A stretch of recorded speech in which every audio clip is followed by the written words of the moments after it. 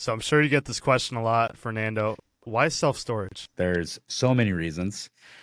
So, like I said before, just the stress threshold. I don't want people living in my investments. That's too much risk. It's too much liability for my investors. And one of our three tenets is downside mitigation for the investors. So, we want to make sure that we're controlling all variables. And unlike let's say, a apartment building or a mobile home or a single family home, if a tenant decides that they no longer want to play by the rules and they want to try to game the system, that could be up to, depending on where you are, it can be up to 8, 9, 10 months before the eviction goes all the way through and you get the writ of removal. And during that time, they can cause, substantial damage that can be anywhere between 2 to 5 years worth of profitability. So just not something that I really like. The other thing that I noticed was this trend that's going on in the United States of government getting involved in private real estate investments because they view it as a basic human right, which I don't want to argue against that fact.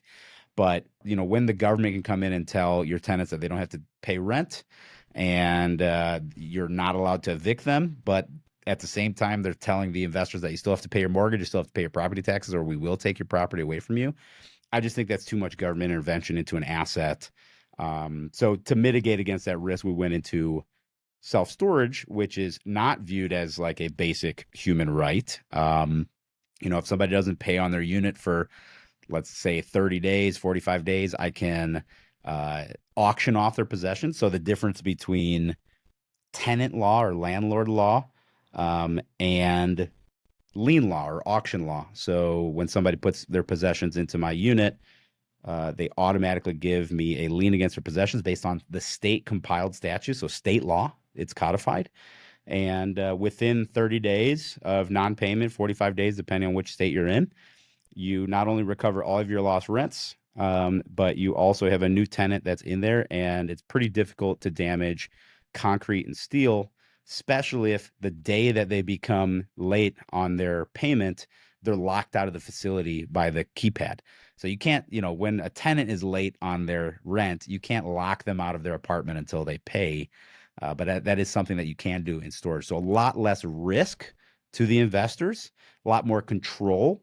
And then not to mention super high sticky rates, recession resilient, which I can go into more later. I have a bunch of numbers here in front of me. And then the ability for the asset to, it's not a high cost, right? So when you're looking at all your monthly costs, you got $2,000 rent, you got this and that, you got groceries, $100 for a storage unit, that's easy to pay. And sometimes when you're having trouble, it's easier to pay the lower bills than it is to pay these larger bills. And then, we are a business that works with transition. So if you're downsizing, if you got a divorce, if you are moving jobs, if you're moving cities, all these people need self-storage regardless of how the economy is doing. So we're recession resilient, but we're not necessarily counter-cyclical because in good times, people are buying more things and they're putting them in storage because they don't have room in their houses.